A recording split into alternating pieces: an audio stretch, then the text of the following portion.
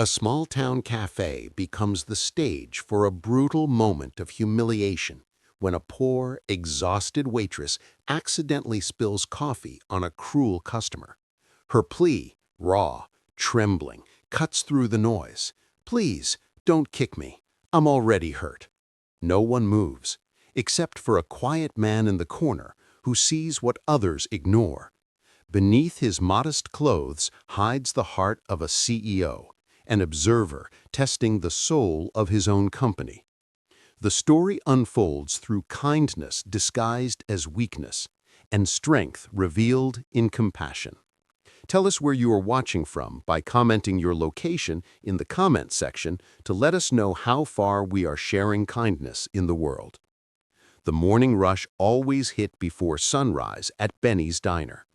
The hum of the coffee machine blended with the metallic clatter of dishes and the muffled chatter of regulars nursing early morning hangovers or overtime fatigue. Lena moved between tables with practiced grace, her smile stitched tight over exhaustion. Her apron was frayed, her shoes thin, and her eyes, though kind, carried the dull glaze of someone who hadn't slept enough in years. At 26, she'd already lived 3 lifetimes of weariness. Her day began before her 6-year-old son woke up and ended long after he fell asleep to cartoons in their tiny one-bedroom apartment above a laundromat. She'd learned how to live on leftovers, how to stretch $10 into a week's worth of dinners, and how to hide bruises, not from violence, but from life itself. Lena's co-workers called her Sunshine, though the name came with a kind of irony. Sunshine never stopped moving, never complained, never asked for help. The customers liked her because she remembered their orders and smiled even when their tips didn't match their tempers. That morning, her hands trembled slightly as she carried 2 mugs of black coffee toward booth 7. Her rent was due. Her son's school had called about an unpaid lunch balance. The world was too heavy for one small woman, and yet she held it, balancing trays and pain in equal measure. She didn't notice the man in the corner booth watching her. He wore a faded gray hoodie and jeans that could have come from any clearance rack. His beard was neatly trimmed but unassuming, his posture relaxed. He looked like anyone. Another tired commuter, maybe a writer or a traveler. His name was Ethan, though no one in the diner knew that he was Ethan Cole, CEO of Hearth and Home Cafe Group, the parent company that owned Benny's Diner and over 100 similar restaurants across the country. Ethan had been traveling the circuit for months, sitting in his own establishments in silence, watching how they treated people when no one knew he was watching. After years of boardroom meetings and profit reports, something in him had cracked. The company had grown, but so had the complaints about wages, management, disrespect. He didn't trust the polished updates his executives fed him, so he came down to see the truth, 1 cup of coffee at a time. He'd seen indifference before. What he hadn't expected was the quiet kindness that sometimes bloomed in the cracks, like Lena's smile, weary but sincere, as she set down coffee for a trucker too tired to thank her. He noted it quietly, her efficiency, her small jokes, her soft thank yous even when no one responded. There was something about her, the way she held herself, the way she apologized to furniture when she bumped into it, that spoke of someone who'd been stepped on too many times and still chose to stand. At the counter, a sharp laugh cut through the low hum of the diner. 3 men in business suits, loud and polished, had settled into a booth near the window. Their voices carried, full of arrogance and idle complaints about lazy staff and people who couldn't even handle basic jobs. They'd come from corporate, regional managers by the look of their badges. Lena stiffened when she recognized one of them, Victor Hale, the district supervisor. He'd visited the diner twice before. The kind of man who liked power not for what it could create, but how it made others shrink. "Hey, sweetheart," Victor called, not looking up from his phone. "We've been waiting 10 minutes. Are you on a break or just slow today?" Lena quickened her step, tray trembling slightly in her grip. "Sorry, sir. I'll get your order started right away." "Yeah, sure you will," one of the other men muttered, probably too busy daydreaming.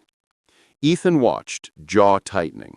He'd met Victor once before, ambitious, charming on paper, a perfect face for middle management. But the man had something cold in his eyes. He'd let HR handle him back then. Now, watching from the corner, he realized the cost of that distance. Lena filled 3 mugs and balanced them carefully on a tray. Her fingers shook. She breathed in slow, steady, steady, then stepped toward the table. "Here you go, sirs. 2 black coffees and 1 with cream." But her shoe caught the edge of a loose tile. The tray tilted. It happened in slow motion. The splash, the gasp, the sudden silence as coffee arced through the air and landed across Victor's crisp white shirt. Hot, dark stains bloomed down his chest and sleeve. "Oh my God, I'm so sorry," Lena stammered, grabbing napkins, reaching out instinctively. Victor stood abruptly, chair screeching against the floor. The entire diner froze. "Are you kidding me?" His voice was sharp, cutting through the chatter. "You're stupid, girl. Look what you've done." I didn't mean," Lena started, but he stepped closer, the heat in his eyes fiercer than the coffee itself. "You're incompetent," he snapped, brushing at his shirt, sending drops flying. "You think an apology fixes this? You can't even handle serving a drink?" Her throat tightened. Around them, forks clinked softly. Conversations died. No one moved. "Please," Lena whispered, crouching to pick up the fallen mugs. "I'm sorry, sir. I'll clean it. Victor's foot struck the tray as she reached for it, sending it clattering again. "Just stay down there," he sneered. "That's where people like you belong." The words hit harder than any blow. Lena froze, her eyes wide, tears stinging the corners. Then, barely audible, "Please, don't kick me. I'm already hurt." A silence fell so heavy, it was almost sacred. Even the clock above the counter seemed to pause. Ethan's chair scraped softly as he stood. He didn't move fast or shout. He just walked, slow, deliberate, across the diner floor. The sound of his steps echoed in the stunned quiet. Victor turned, annoyed. "This isn't your business, buddy. Sit down." But Ethan didn't sit. He simply looked at Lena, shaking, on her knees, clutching napkins like armor, and something in him hardened and broke all at once.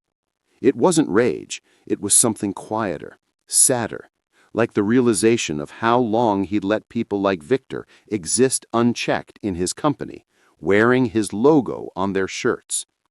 Ethan took a slow breath and spoke evenly. "You're right, this is my business." And for the first time, Victor looked uncertain. The diner watched, breath held. When cruelty becomes routine, it takes one voice, one person willing to stand, to remind everyone what humanity still looks like. What happens when quiet kindness finally refuses to stay silent? The diner stayed frozen, air thick with the smell of burnt coffee and shame. Victor's voice faltered for the first time. The stranger's calm tone carried a quiet authority that didn't need volume. Ethan's gaze swept the room. "You can sit down," he said gently, "but to everyone, not just Victor. Nobody here needs to be afraid." Lena rose slowly, napkin still clutched in her fist like a lifeline. Her eyes darted between them. "Please, it's fine," she whispered. "I'll clean everything. I don't want trouble." Ethan shook his head. "You've already had more than your share of trouble, haven't you?" Something in his voice, an ache, a certainty, made the room hold its breath again. He reached into his jacket and pulled out a small black card case, plain except for the embossed logo, Hearth and Home Cafe Group. "I'm Ethan Cole. You work for me." The reaction rippled outward in stunned silence. One of the other managers muttered a curse under his breath. Victor's jaw slackened, his arrogance draining away in real time.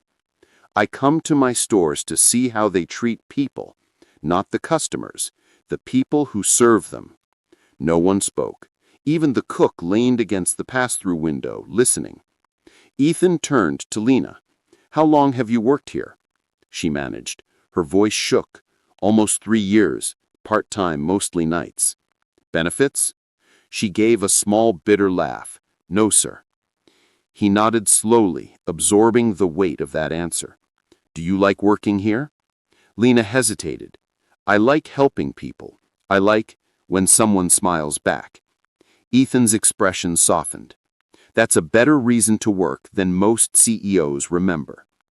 The door closed behind Victor, and the sound of it seemed to loosen everyone's breath. The din of the diner returned slowly, but quieter now, more careful. People spoke in low tones, as if unwilling to break the fragile calm that had settled. Lena wiped the counter with shaky hands. She wanted to disappear, to blend into the hum of the coffee machines. The attention felt unbearable, like sunlight on a fresh bruise. Ethan stayed seated at the corner booth, stirring his now cold coffee, giving her space. When she finally approached with a fresh cup, he looked up with a small, reassuring smile. "You don't have to," he said. "I know," she replied, setting the cup down anyway, "but it's my job." He studied her for a moment, the way her shoulders hunched slightly inward, the way her eyes never quite met his. "Then maybe I should order something more," he said softly, "so you can keep doing your job." A faint, reluctant smile tugged at her lips. "You're kind, but you don't have to make me feel better." "I'm not trying to make you feel better," Ethan said. "I'm trying to make things right." That silenced her. She blinked, unsure what to say. He could have left after firing Victor. Instead, he stayed, his presence quiet but steady, like someone repairing something invisible. When the breakfast rush thinned, Ethan motioned toward the empty seat across from him. "Sit for a minute," he said. "You've been on your feet since dawn." "I shouldn't," she murmured, but he was already sliding a fresh cup of coffee toward her. She hesitated, then sat. Only for a minute, she told herself. The silence between them wasn't awkward. It felt like rest. After a while, Ethan asked, "You mentioned you've been here 3 years." "Yeah. Before that, I worked nights at a gas station. Safer here most days." "Do you like it?" "I like the people," she said. "Some of them come in every morning and they talk like old friends. Even if it's just about the weather, it feels normal." "I like normal." Ethan smiled faintly. "Normal can be a gift." Lena looked at him curiously. "You said you used to work in a place like this. What happened?" He hesitated, choosing his words. "I learned that when people forget where they came from, they start to lose their humanity. I started a company that was supposed to be different, but somewhere along the way, I stopped paying attention. Today reminded me why I started in the first place." Her eyes softened. "You really care about this place?" "I care about people," he said. "The ones who make the coffee, clean the tables, greet the customers. Without them, there is no company." Lena swallowed hard. She'd never heard anyone in authority speak like that. She felt seen, really seen, for the first time in years. When her shift ended, she found him still there, writing something in a small leather notebook. "What are you doing?" she asked. "Notes," he said, "about what needs to change." He tore out a page and handed it to her. On it were a few lines written in neat, deliberate handwriting. Kindness should never be optional. Respect should never depend on a paycheck. She stared at the words, unsure how to respond. "That's beautiful," she finally whispered. "It's policy," he said with a quiet smile. "Starting today." Lena laughed softly, wiping her eyes. "Are you serious?" "Completely. But I can't do it alone." "What can I do?" "Keep showing up," Ethan said. "Keep reminding the rest of us what decency looks like." Something in her chest loosened, a knot she hadn't realized she'd been carrying for years. For the first time in a long while, she believed that maybe kindness could change something after all. Healing doesn't always arrive with applause. Sometimes it comes as a quiet conversation over cooling coffee. Two people daring to believe that decency still matters. What happens when hope begins to take root in the simplest human kindness? For a few days, the diner felt lighter. Customers noticed. The regulars smiled more, tipped a little better. Word had spread about the man who stood up for the waitress, though most didn't know his name. Lena only knew that Ethan kept showing up, always with the same simple order: black coffee, side of toast, notebook open beside him. He never hovered, never made her feel watched. He simply existed in the background, like calm weather, asking now and then how her son was, if she was sleeping any better. She found herself answering honestly, surprised by her own trust. Then midweek, the regional office called.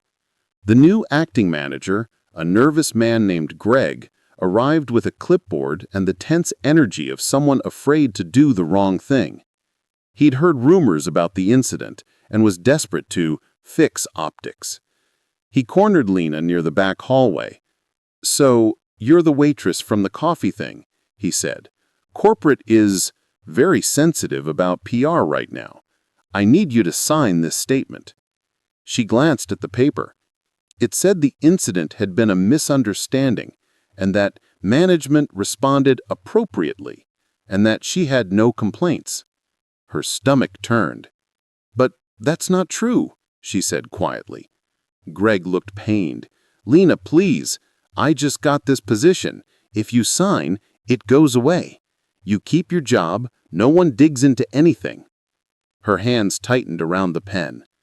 The old reflex, the urge to stay small, to stay safe, came roaring back. When Ethan arrived that afternoon, he found her at the counter, pale and withdrawn, the statement folded in her apron pocket. "You look like you've seen a ghost," he said gently. "It's nothing," she murmured. "Just paperwork." But Ethan had been reading faces his entire life. "Let me guess. They want this swept under the rug." She didn't answer, but her silence was enough. He sighed, rubbing his face over his hand. "I should have known they'd move fast." Lena's voice trembled. "Maybe they're right. Maybe it's easier if I just sign." "Easier?" he echoed. "But is it right?" Her eyes welled. "You don't understand. People like me don't get second chances. I can't risk losing this job." He hesitated. "You think I'd let that happen?" Her gaze lifted, searching his face. "You won't always be here. People forget. They always forget." That hit him harder than he expected. She wasn't accusing. She was confessing what life had taught her. He'd meant to help quietly, to observe, to nudge change from the edges. But now he saw the flaw in his plan. Real change wasn't tidy. It demanded taking sides. Ethan reached across the counter. "Lena, if you sign something that isn't true, you're telling the next girl who's mistreated that silence is the rule." Her voice cracked. "And if I don't, I could lose everything." The weight of her fear hung between them. He wanted to promise safety, but promises meant nothing unless they were backed by action. "Then I'll fix it. All of it. But I need you to trust me." She shook her head. "You can't fix people." "Maybe not," he admitted. "But I can make sure they can't hurt anyone else." That night, the diner's lights glowed against the drizzle outside. Lena cleaned the last table, alone. She'd made her decision. She wasn't signing. Whatever came next, she'd face it. As she turned off the lights, her phone buzzed. A message from Greg. Short and sharp. "If you refuse, consider this your notice." Her chest tightened. She stood in the dark dining room, the smell of coffee and rain mingling, and whispered to herself, "You did the right thing." But doubt crept in anyway, cold and heavy. Outside, through the window, Ethan's silhouette appeared, coat collar up, waiting under the awning. He hadn't left after all. When their eyes met through the glass, she saw the same determination reflected back at her. Courage doesn't always roar. Sometimes it's a quiet refusal to sign away the truth. What happens when two people decide that doing what's right matters more than staying safe? The next morning, the sky was washed in pale gold. The storm had passed, but puddles still mirrored the clouds above. Lena arrived early, heart pounding. She didn't know if she still had a job. When she stepped inside, the diner looked strangely alive. Fresh flowers sat in mason jars on the counter. A new sign hung above the register. "Respect is served here." Greg was there, but not alone. Ethan stood beside him, a folded letter in his hand. His voice was calm but firm. "Lena," he said, "you didn't lose your job. In fact, you have a promotion." She blinked. "What?" He handed her the letter. Inside was a formal offer, manager in training, full-time, benefits included. Beneath it, his signature, Ethan Cole, CEO. Greg shifted awkwardly. "Corporate reviewed everything," he said. "The old policy's gone. We're rolling out a new code across all locations." Ethan nodded. "Every store, starting here, will have a clear zero-tolerance policy for abuse.